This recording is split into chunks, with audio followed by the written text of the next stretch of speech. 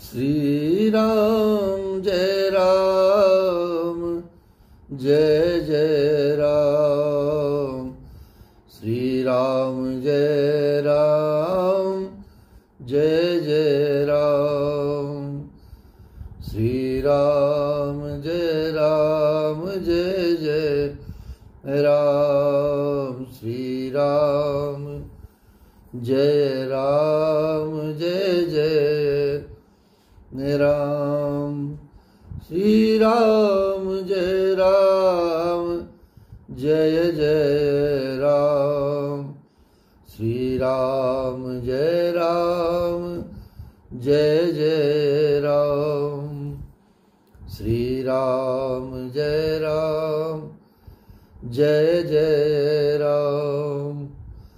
मंगल भवन अमंगल हारी, द्रवहु सो दशरथ अजिर बिहारी। उमा कहु मैं अनुभव अपना, सतहरि भजन जगत सब सपना। सतहरि भजन जगत सब सपना। अब कछु नाथ न चाहिए अमोरे, दीन दयालु अनुग्रह तोरे। दीन दयालु अनुग्रह तोरे।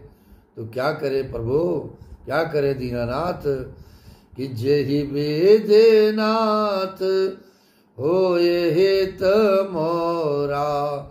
करहु सो बेगी दास मैं तोरा।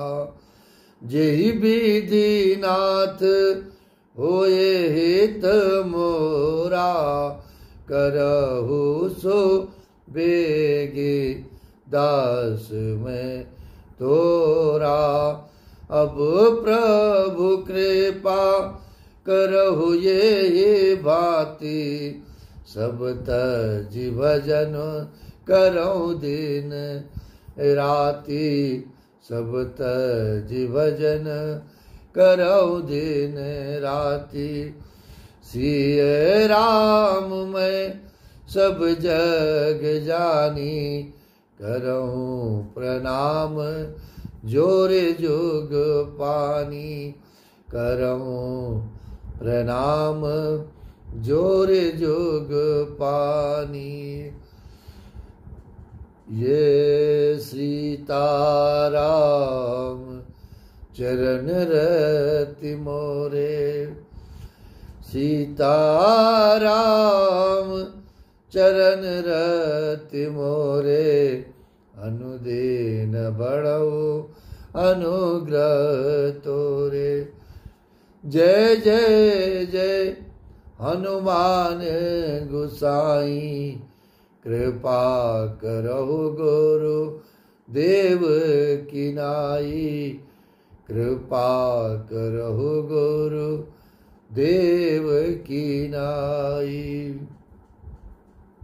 मेरी माँ जगत जननी जगदम्बिके माँ जानकी, मेरी माँ शारदा मैहर वाली माता,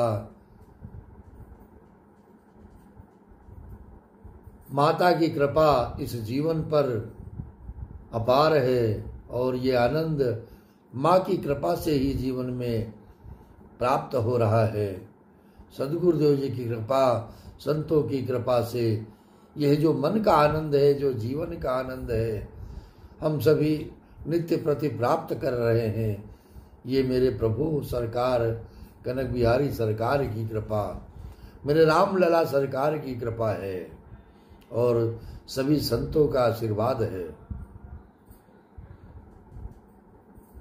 माँ अपनी करुणा, अपनी ममता हम सभी के जीवन पर सदैव बनाए रखती है, बरसाती है, प्रदान करती हैं।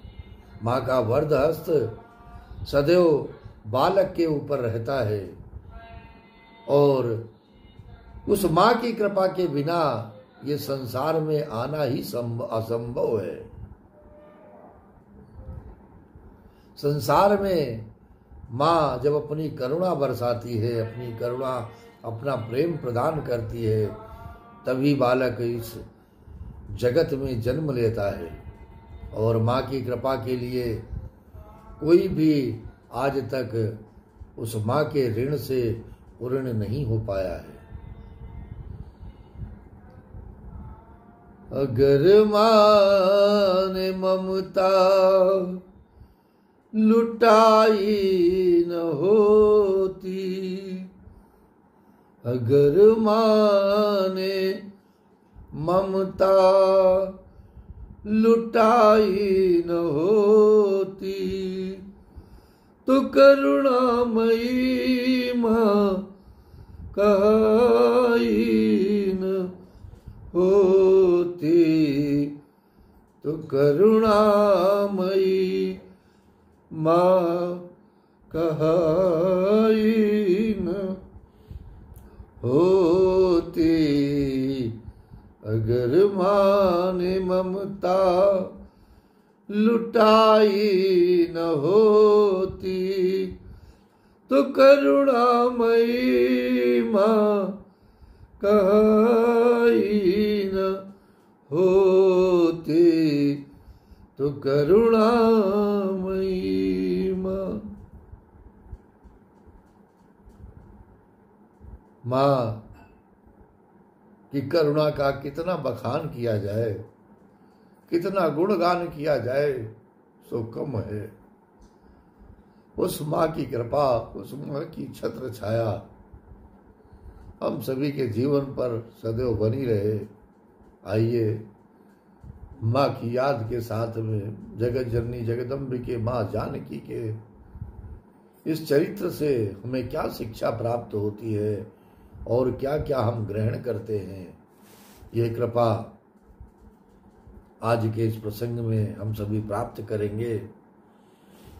माँ का स्वयंवर हो रहा है और माँ के स्वयंवर में प्रभु ने राजा जनक की इच्छा की पूर्ति के लिए धनुष का भंजन किया है और उस संसार के सभी राजाओं के घमंड को चूर चूर कर दिया है। उसके पश्चात सतानंद तब आय सुदीना, सीता गमन राम पहि कीना, सीता गमन राम पहि कीना। तब सतानंद जी ने आकर के आदेश दिया तो सीता गमन राम पहि कीना। कितना सुंदर नाम है श्री सीताराम। और यहाँ पर गोस्वामी जी ने सीधा सीधा नाम लिखा है, सीता गवन राम पहि कीना। मानो गोस्वामी जी बताना चाह रहे हैं कि सीताराम जी का विवाह कोई आज का थोड़ी हो रहा है, ये तो अनादि काल से एक दूसरे के पति पत्नी हैं, अनादि तत्व हैं। इसलिए सीता और राम शब्द का प्रयोग किया। सीता जी के हाथ में जयमाल है, सखियां सुंदर सुंदर गीत गा रही हैं। सीता जी धीरे धीरे राम जी की ओर बढ़ रही हैं। भगवान नीचे नहीं झुक रहे हैं, या तो भगवान नीचे झुक जाएं या तो हाथ ऊपर उठ जाएं। सीता माता के हाथ प्रेम से वशीभूत होकर ऊपर नहीं उठ रहे हैं। अब भगवान राम सोच रहे हैं कि हम क्यों झुके। अब सखियों ने सोचा कि अब क्या किया जाए, अब कौन सा उपाय किया जाए जो माँ जगत जननी जगदम्बिके माता सीता भगवान के गले में जयमाल डाल सके। सखियों ने एक उपाय निकाला और कहने लगी, अरे अरे जयमाल पड़ गई, जयमाल पड़ गई। भगवान राम ने देखा कहाँ जयमाल पड़ गई, और जैसे ही देखने के लिए भगवान ने मुख नीचे किया है, गावहीं छबे अब लोक सहेली, सिय जयमाल राम उर्मिली, सिय जयमाल राम उर्मिली। मनोहर छवि देखकर सखियां गाने लगी हैं। जैसे ही मुख नीचे किया और उसी समय सीता जी ने भगवान के गले में जयमाल डाल दिया है। बोले सियावर रामचंद्र की जय, माँ जगत जननी जगदम्बिके की जय जय। श्री सीताराम सीताराम राम राम सीता राम राम राम, सीताराम राम राम सीता राम राम राम, सीताराम राम राम सीताराम राम राम, सीताराम राम राम सीता राम राम राम। कितना आनंददायक अनुपम नाम, अनुपम छवि के साथ में जो मेरे प्रभु के नाम का सुमिरन है, राम नाम का जो भजन है, कितना आनंद हृदय को प्रदान करता है। सीताराम राम राम सीताराम राम राम। ये सुंदर सा नाम जब आप सुमिरन करते हैं तो आपका रोम रोम पुलकित हो जाता है, क्योंकि ये प्रभु की कृपा प्राप्त होती है आपके जीवन में। लेकिन आवश्यकता है इसका अनुभव करने के लिए, गुरु की कृपा प्राप्त करने के लिए। जब आपका रोम रोम आनंदित होता है मेरे प्रभु के नाम जप से, तो आपका मन उससे पूर्व ही पवित्र हो चुका होता है। और ये जिस अंतरात्मा में मेरे परमात्मा विराजमान है, वो इस संसार की अब कल्पना नहीं करती, इस संसार से कुछ भी मांगती नहीं है, और ना ही संसारियों से कुछ चाहती है। बस चाहती यही है, ये अंतरात्मा परमात्मा के रूप में, हे मेरे प्रभु, हे मेरे सदगुरुदेव जी महाराज, सदा सदा के लिए बस आपकी कृपा बनी रहे, आपके चरणों में अनुराग बना रहे और समर्पण बना रहे, निस्वार्थ भाव का समर्पण बना रहे। जीवन में कोई स्वार्थ ना आने पाए, बस केवल इतनी कृपा दीजिए। उसी समय भगवान परशुराम का आगमन हुआ है। भगवान परशुराम आए हैं। अब जितने राजा गाल बजा रहे थे, अचानक सब शांत हो गए हैं। पूरा वातावरण बिल्कुल शांत हो गया है। बिल्कुल चित्र लिखित से खड़े हो गए। एक ने कहा, बोलो बोलो, ढीले क्यों पड़ गए हो? बोलो अब क्या हुआ तुमको? अब कौन सा सांप सूंघ गया? भगवान परशुराम की दृष्टि पड़ी सभा में मौजूद राजाओं के ऊपर, तो साहब ये ऐसे खड़े हो गए जैसे कोई फोटो लगा करके चिपका दिया गया हो। बिल्कुल चित्र लिखित से खड़े हो गए। अरे भगवान परशुराम, एक ने कहा, मन तो मेरा भी है प्रणाम करने का, लेकिन मैं सोच रहा हूं कि प्रणाम करने के लिए सिर झुका लूंगा तो पता नहीं कि सिर फिर उठ पाएगा या नहीं उठ पाएगा। कहीं ऐसा तन हो इस तन से ये सिर अलग हो जाए।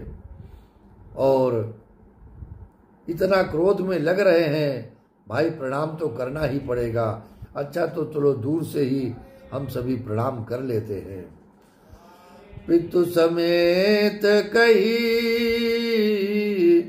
निज निज नामा, लगे करन सब दंड प्रणाम, लगे करन सब दंड प्रणाम।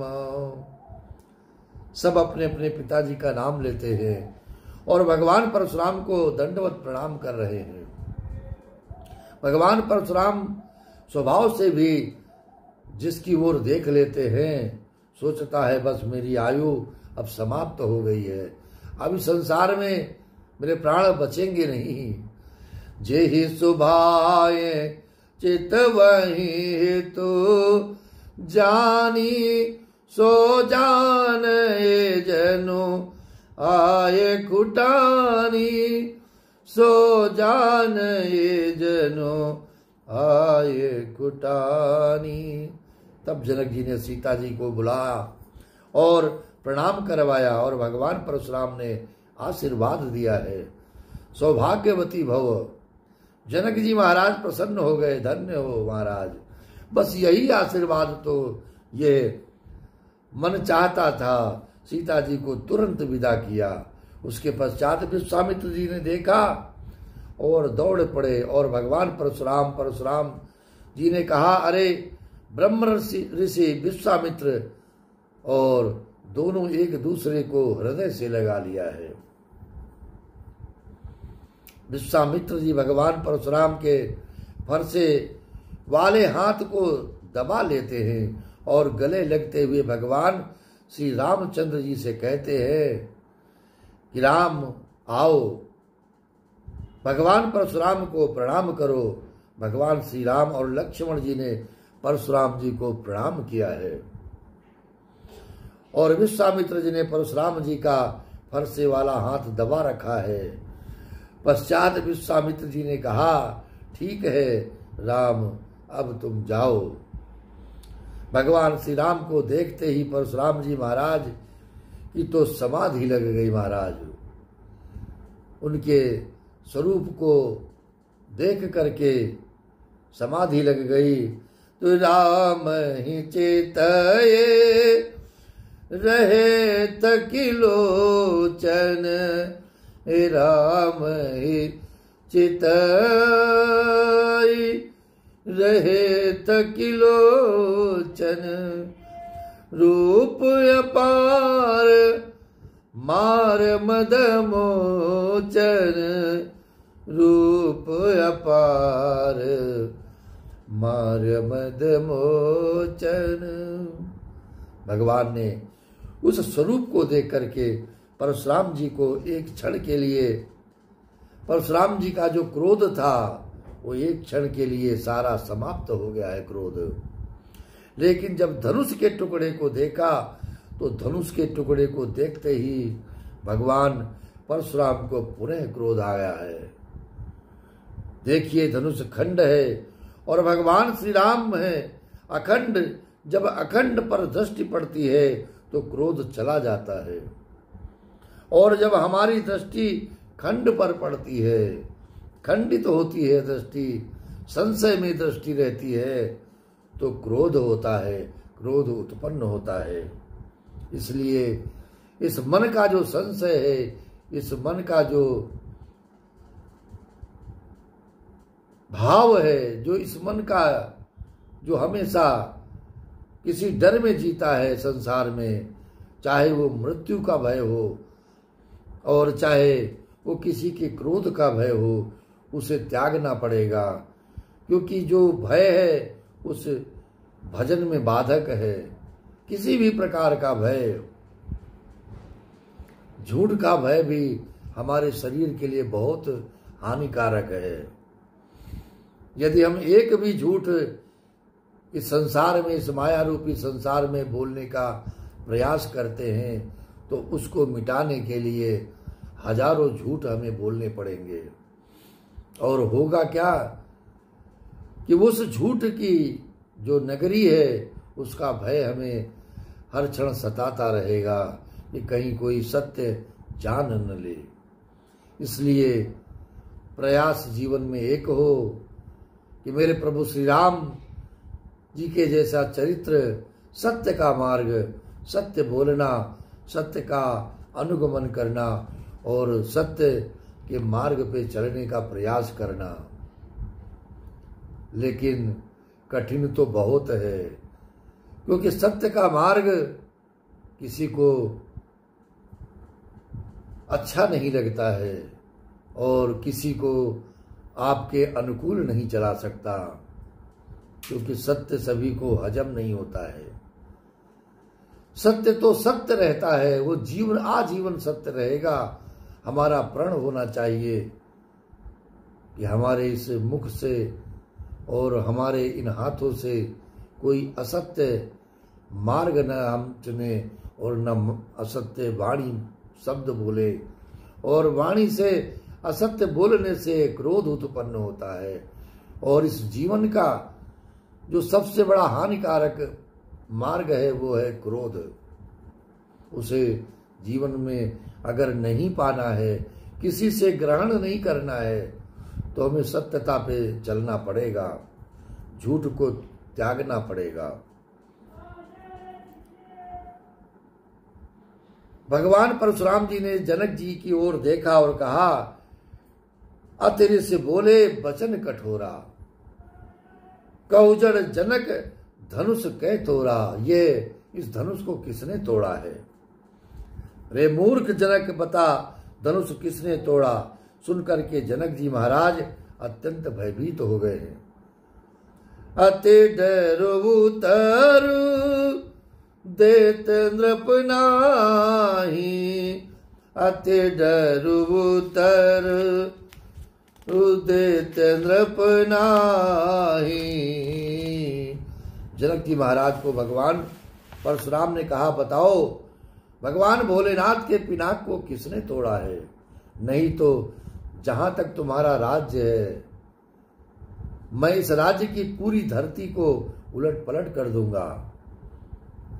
अब जनक जी महाराज सोच रहे हैं कि अरे, जिसने शिव धनुष को तोड़ा है वो तो आपके सामने ही खड़ा है, लेकिन महाराज जिनके कारण हमारे नगर में इतनी प्रसन्नता आई है, आनंद आया है, हम कैसे उनका नाम आपको बतला दें?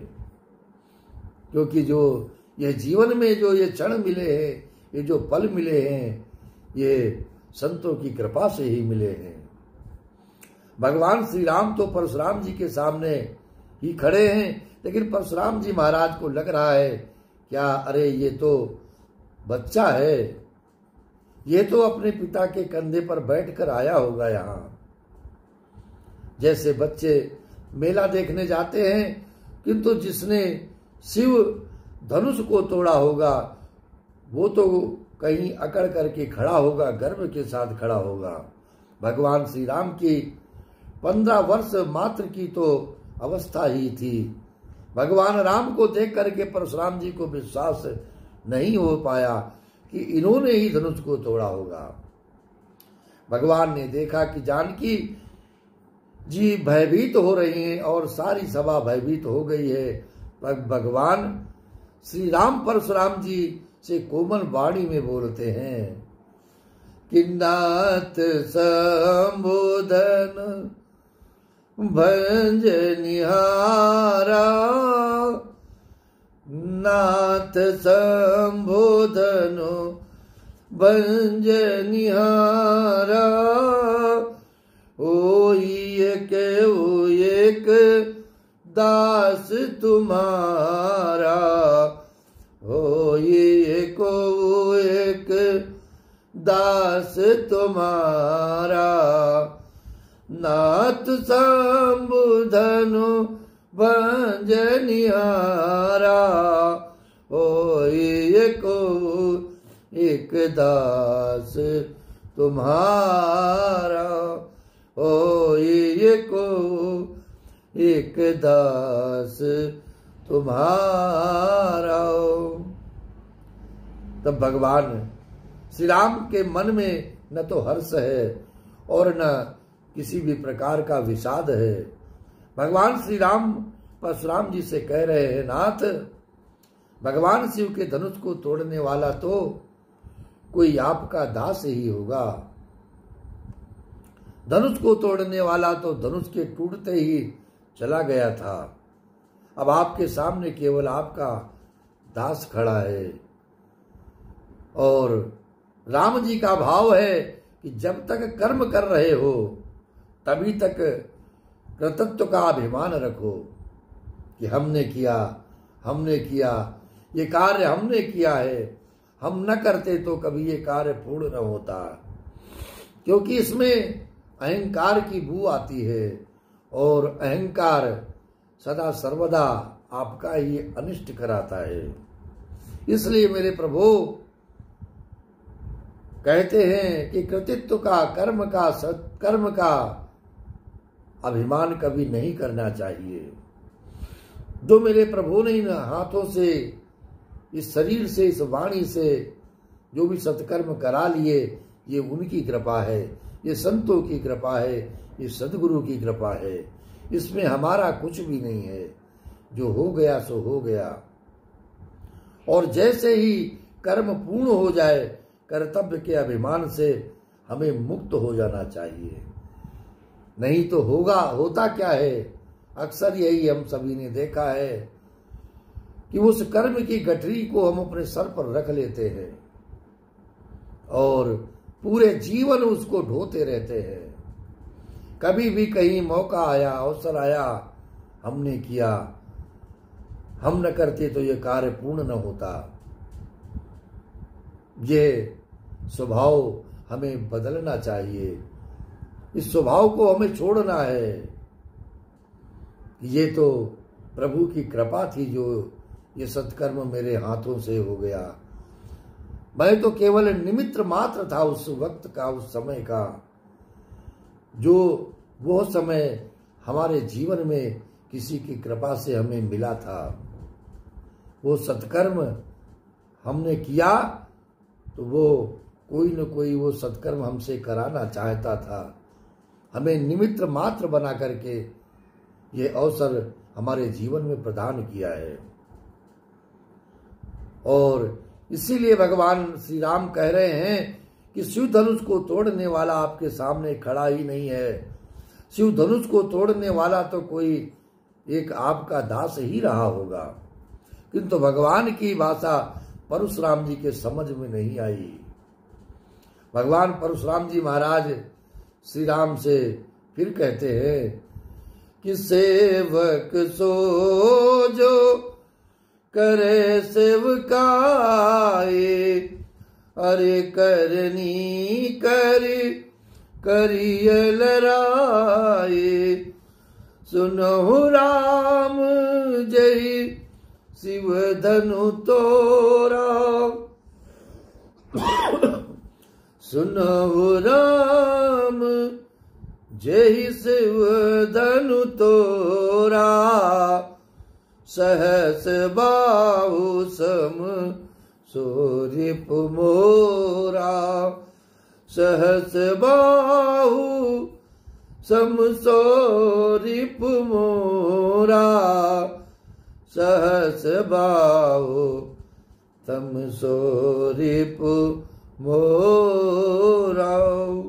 हे राम, सेवक वो होता है जो सेवा करे। शत्रु की करनी करने वाला सेवक नहीं हो सकता।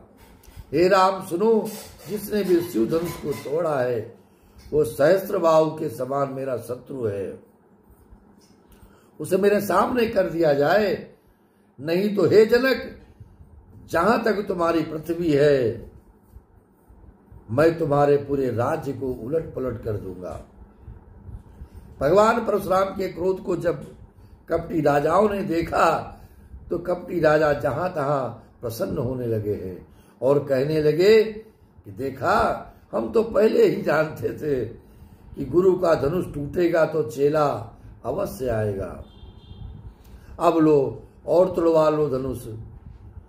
धनुष क्या, ये धनुष इस बच्चे से टूट गया तो हमसे नहीं टूटता। हम भी तो उसे तोड़ सकते थे, लेकिन हमें पता था कि अगर हम इस धनुष को तोड़ देंगे तो भगवान परशुराम के क्रोध का भाजन हमें बनना पड़ेगा। इसीलिए हमने इस धनुष को नहीं तोड़ा। किसी सज्जन के ऊपर विपत्ति आती है तो दुष्ट प्रवृत्ति के लोग उस पर इसी प्रकार की हंसी करते हैं। लक्ष्मण जी महाराज ने कहा, भैया थोड़ा समय मुझे भी तो दे दो, मैं तो जरा इनसे बात करूं। भगवान ने कहा, क्यों तुम इनसे बात क्यों करोगे? लक्ष्मण जी ने कहा, क्योंकि भैया इनकी भाषा के आप अच्छे जानकार नहीं हैं, और जिस भाषा का जानकार न हो उसे उस भाषा में बात नहीं करना चाहिए। इनकी भाषा का मैं विशेषज्ञ हूँ, इसलिए आप मुझे इनसे बात करने का अवसर प्रदान कीजिए, आज्ञा प्रदान कर दीजिए। श्री राम जय राम जय जय राम जय जय राम, श्री राम जय जय राम, श्री राम जय जय राम। सीताराम राम राम, सीताराम राम राम, श्री राम जय जय राम जय जय राम, श्री राम जय जय राम, श्री राम जय जय राम, श्री राम जय जय राम, श्री राम जय जय राम, श्री राम जय जय राम, श्री राम जय जय राम। मेरे प्रभु श्री रामलला सरकार के प्राकट्य दिवस की पूर्व संध्या पर आप सभी को, सभी सनातन प्रेमियों को, सभी भारतवासियों को हार्दिक शुभकामनाएं और मंगल कामनाएं। मेरे प्रभु का आशीर्वाद, उनकी कृपा और संतों की कृपा आप सभी के जीवन पर सदैव इसी प्रकार से आनंदमय रूप में बनी रहे और आपके जीवन में भजन चलता रहे। और सबसे बड़ी कृपा यही होती है कि जीवन में भजन से ही आनंद प्राप्त होता है, और भजन यदि निरंतर चलता रहेगा तो कृपा तो बरसती ही रहेगी प्रभु की। प्रभु की कृपा प्राप्त होती रहती है। प्रभु भी कहते हैं कि जो मेरे नाम का सुमिरन करता है, जो मेरे को भजता है, जो मेरे आश्रय रहता है, हम सदा उसकी रक्षा करते हैं, उसे आनंद देते हैं और उसे सत मार्ग पर चलाने के लिए सदैव प्रेरित करते रहते हैं। तो चरणों में, मेरे प्रभु के चरणों में प्रणाम, सद्गुरुदेव जी के चरणों में प्रणाम, और सभी संतों को सादर प्रणाम। और मेरे प्रभु श्री रामलला सरकार के प्राकट्य दिवस की सभी को हार्दिक शुभकामनाएं। जय जय श्री सीताराम, जय जय श्री सीताराम, जय जय श्री सीताराम। माँ की कृपा और माँ का आशीर्वाद सभी को प्राप्त होता रहे। जय जय माता रानी की जय हो, जय हो मेरी माँ मैहर वाली। सादर प्रणाम, कृपा बनाए रखे। जय जय श्री सीताराम, जय जय श्री सीताराम।